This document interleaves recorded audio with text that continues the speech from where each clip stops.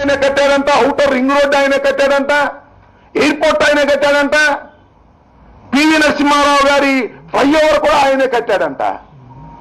ఈ హైదరాబాద్ అంతటినీ నిర్మించింది ఆయనేనని కబుర్లు చెప్తా ఉన్నాడు. ఎందుకు ఈ దొంగ మాటలు అంటున్నా?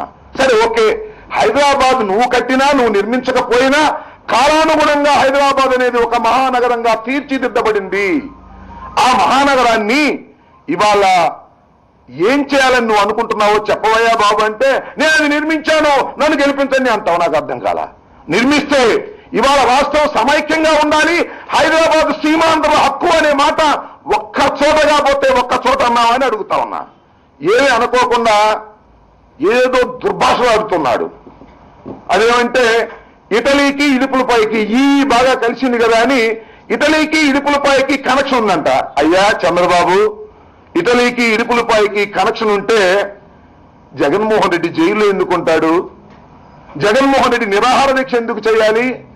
జగన్మోహన్ రెడ్డి జైల్లో ఉన్నా బెయిల్ కోసం ప్రయత్నం చేస్తున్నాడు అంటావు.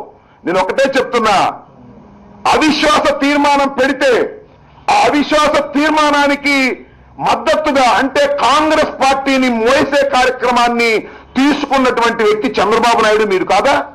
నిజంగా ఆ రోజున అవిశ్వాస తీర్మానానికి అనుకూలంగా నువ్వు ఓటు వేసి ఉన్నట్లయితే ఇవాళ ఈ రాష్ట్రానికి ఈ గతి పట్టి ఉండేదా చంద్రబాబు నాయుడు గారు? ఆ రోజునేమో విప్పు జారీ చేశావు. మీరు ఎటువైపును ఓటు వేయడానికి వీల్లేదు. కాంగ్రెస్ పార్టీకి అనుకూలమైనటువంటి నిర్ణయం ఏమిటంటే ఎటు వేయకోకుండా మీరు కూర్చుంటే కాంగ్రెస్ పార్టీ గెలుస్తుంది, కాంగ్రెస్ పార్టీ అధికారంలో ఉంటుంది అంటే అనే నిర్ణయం తీసుకొని విప్పు జారీ చేసినటువంటి చంద్రబాబు నాయుడు గారు ఇవాళ కాంగ్రెస్ పార్టీ వచ్చి మా పార్టీలో కలిసిపోతుందని, మా పార్టీ వెళ్ళి కాంగ్రెస్ పార్టీలో కలిసిపోతుందనేటువంటి తప్పుడు ప్రచారాన్ని చేయడానికి నువ్వు ప్రయత్నం చేస్తున్నావు. ఆ బాబిట్ట ఈ బాబిట్ట అని నువ్వు ఉపన్యాసాలు చెబుతున్నావు. అసలు నీ బాబు సంగతి ఏంటని అడుగుతా ఉన్నా. మీ లోకేష్ బాబు సంగతి ఏమిటి? ఆయన కథ చెప్పదలుచుకుంటే పుంఖాలుగా చెప్పవలసినటువంటి అవసరం ఉంటుంది. డాక్టర్ రాజశేఖర రెడ్డి గారి కుమారుడైనటువంటి జగన్మోహన్ రెడ్డి జైలుకి ఎందుకు వెళ్ళాడో అందరికీ తెలుసు. నీ కొడుకు వయసు ఉన్నటువంటి జగన్మోహన్ రెడ్డిని ప్రతిసారి ఆడిపోసుకోవడం తప్ప ఈ రాష్ట్ర భవిష్యత్తు గురించి ఆలోచించేటటువంటి ప్రశ్న గాని అలాంటి ఆలోచన గాని నీకు ఎక్కడైనా కనిపిస్తా ఉన్నదంటే ఎక్కడా కనిపించుకోకుండా ప్రయత్నం చేసేటటువంటి విధానంగా నువ్వు ముందుకు పోతూ ఉన్నావు. అనేక సందర్భాల్లో కాంగ్రెస్ పార్టీని తిరుగుతున్నావు, మంచిదే. మా వైఎస్ఆర్ కాంగ్రెస్ పార్టీని తిరుగుతున్నావు, మంచిదే. టీఆర్ఎస్ని తిరుగుతున్నావు, మంచిది. అసలు నీ విధానం ఏమిటి?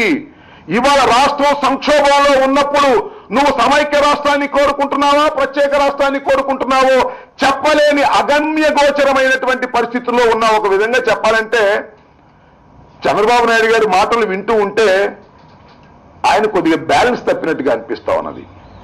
మతి భ్రమించినట్టుగా అనిపిస్తా ఉన్నది. మతి భ్రమించినట్టుగా అనిపిస్తా ఉన్నదంటే కొంతమందికి అర్థం కాదేమో, ఆయనకి పిచ్చెక్కినట్టుగా అనిపిస్తా ఉన్నది. ఎందుకంటే 9 సంవత్సరాల క్రితం అధికారం కోల్పోయినటువంటి చంద్రబాబు నాయుడు గారికి మళ్ళా కనుచూపు మేరలో అధికారం వచ్చేటటువంటి అవకాశం లేదని తెలిసిన తర్వాత ఆయన మతి భ్రమించి ఇష్టం వచ్చినట్టు మాట్లాడుతున్నాడు. పాపం చంద్రబాబు నాయుడు గారికి చాదస్తం కూడా వచ్చినట్టుంది. 65 ఏళ్ల వృద్ధుడు కాబట్టి కొద్దిగా చాదస్తం కూడా వచ్చినట్టుగా కనిపిస్తా ఉన్నది.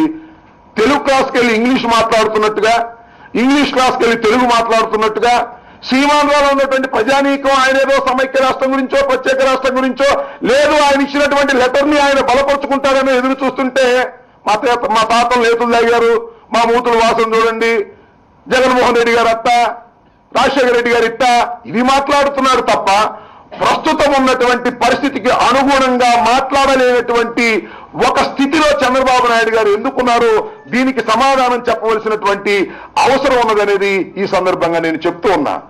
అయితే నువ్వు సమైక్యవాది అయితే తక్షణమే రాజీనామా చేయి, లేదు ప్రత్యేకవాది అయితే నేను ప్రత్యేకవాదిని ఈ రాష్ట్రాన్ని అభివృద్ధి చేస్తాను 2 రాష్ట్రాలను అని చెప్పు. అది చెప్పకోకుండా ఇది చెప్పకోకుండా గోడ మీద పిల్లిలాగా నాటకం ఆడుతున్నటువంటి చంద్రబాబు నాయుడు గారికి రాబోయే కాలంలో తప్పనిసరిగా బుద్ధి చెప్తారు. నేను ఒక్కటే కోరుకుంటా ఉన్నా, పాప ఎన్టీ రామారావు గారి కుటుంబంలో ఉన్నటువంటి సభ్యులు.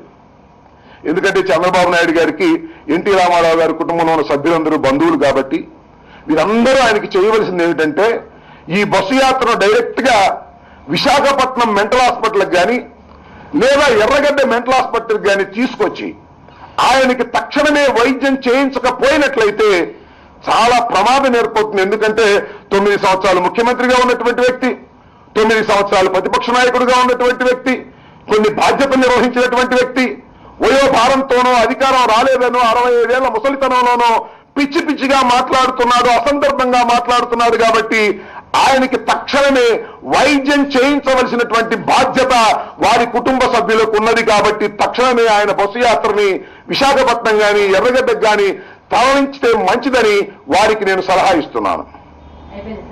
అయిపోయిందండి.